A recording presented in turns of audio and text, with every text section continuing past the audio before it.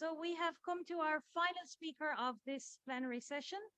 I'm going to introduce Anne Wright.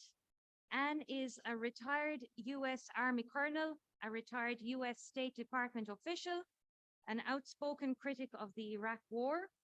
She was one of 3 State Department officials who resigned in protest over the US invasion of Iraq.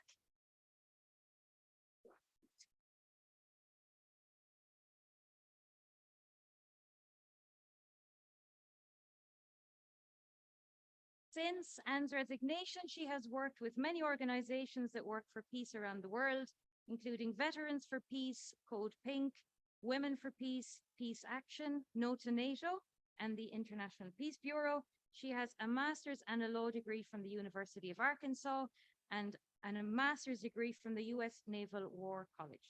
So we're delighted to have Anne Wright with us as our final speaker of this plenary. Thank you.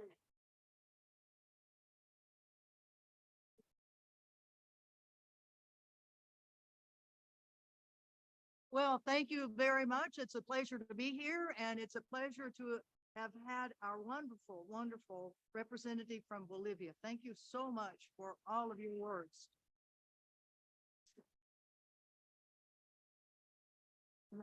Thank you. Well, negotiations, ceasefires, armistice, and peace agreements are as old as war themselves. Every war ends with some version of one of them. To stop the killing, we, the people of conscience, must do everything we can to make negotiations a reality. And that's why we're here at this conference. Yay! So how many of you all have been maligned for asking for nothing more than just stopping the killing? Raise your hand. Yeah. I mean, we're all getting a ration of crap from people saying, oh, the killing's got to go on. So thank you all for being right here to say, no, the killing has to stop. Wars have been studied endlessly, and lessons learned how to end the wars. They've been generally ignored by those conducting the world's wars. If history is our guide, negotiations for peace will take weeks or months or longer to get Ukraine, its allies, to agree on negotiating strategy, and even longer to come to an agreement with Russia after negotiations begin. If all the parties, Ukraine, Russia, US, NATO, would agree to negotiations tomorrow, and if the talks would ultimately succeed, it could possibly be months or years before the killing will end. And that's why we have to really push hard for negotiations to begin now. Yeah. And history gives us important insights into how negotiations work during a war and how we might expect that this violence today will end. In the case of the Korean armistice, finally signed July 27th, 1953, 70 years ago, it took 575 meetings between North Korea, China, the US, South Korea, over 2 years from 1951 to 1953 to finally finalize 40 pages of an agreement. And during those 2 years, millions of Koreans, 500,000 Chinese, and members of the UN Combined Command, thousands of them died during the negotiations. So negotiations, they have to start, but it doesn't mean the killing will end. And we have to be aware of that. And I think that's something we need to take back to all these people that say, you're full of it. Well, we know what's going to happen. More and more people will be killed. So keep after them and tell them it's going to take a while. So it's got to start now. From the U.S. perspective, the U.S. has been one of the great warmongers of the world. And the U.S. war on Vietnam, negotiations to end that started in 1968 and didn't end till 1973, 5 years later. And during that period, millions of Vietnamese, U.S., other of U.S. allies that got roped into the war were killed. We want to know how we can get these negotiations started for ending everything in the Ukraine-Russia war. We can look to some other examples.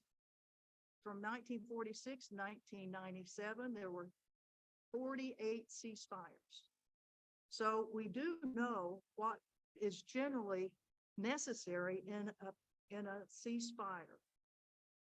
Third-party guarantees, peacekeeping, joint commissions for dispute resolution, containing very specific language on what are the obligations of the parties.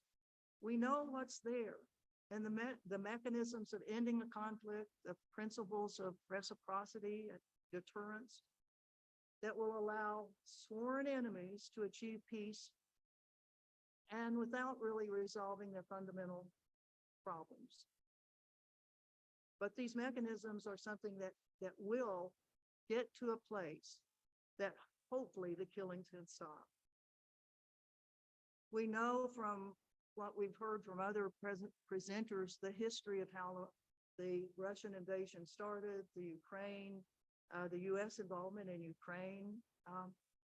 I, as a 29-year veteran of the U.S. Army and Army Reserves, and then working as a U.S. diplomat for 16 years, I can testify that the results of the endless studies of the consequences of war, for example, the year-long study of the Department of State on the Iraq War, or the consequences of an Iraq war, were ignored by U.S. politicians and policymakers, and the lessons learned on how to end deadly conflicts still are being ignored by U.S.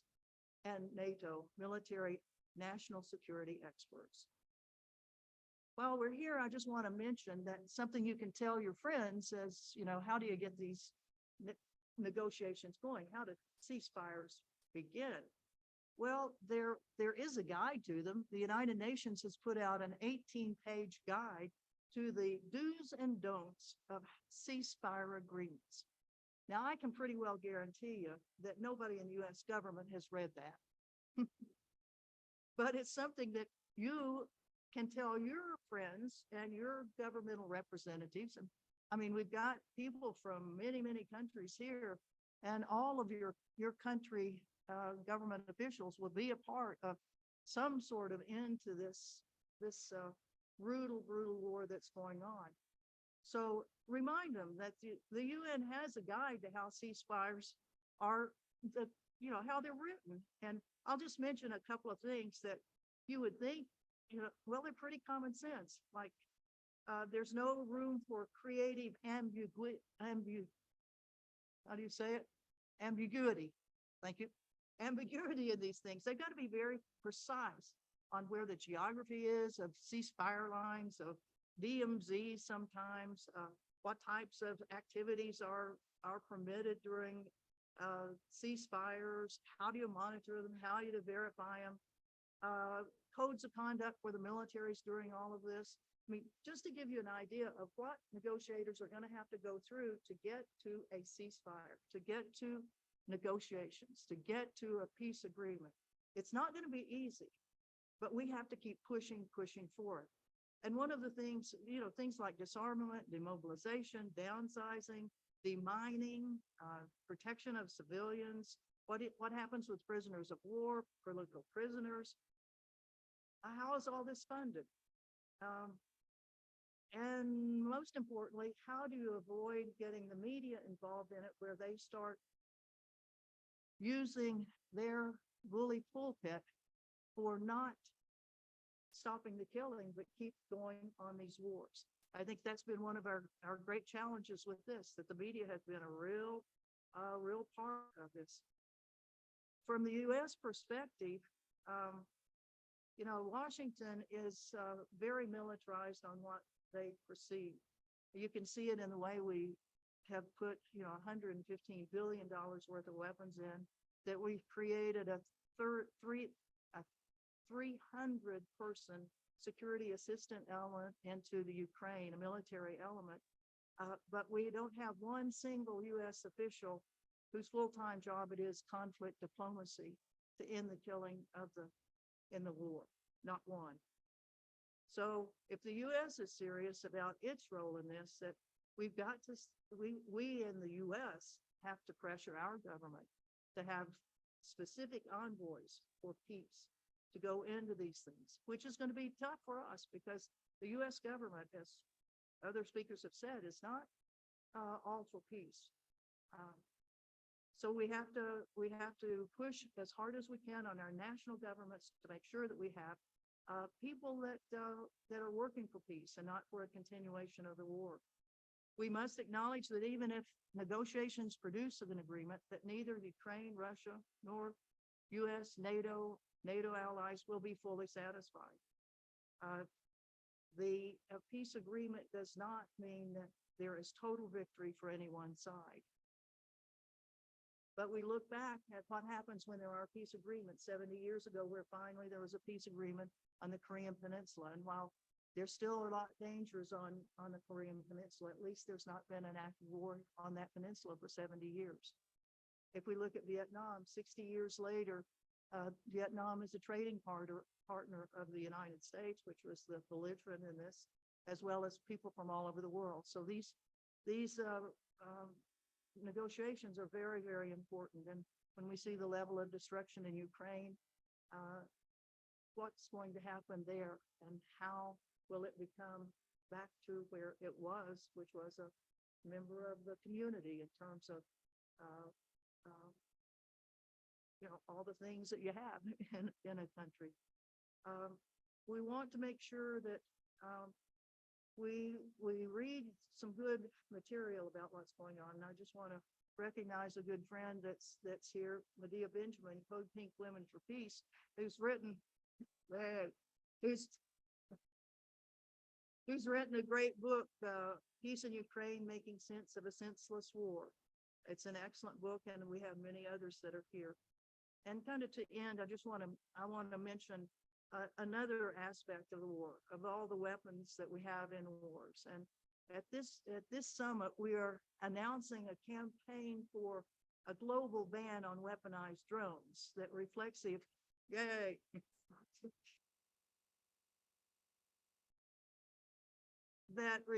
opinion of many, and many of you in this audience for sure, that this weapon system should be ended by all countries.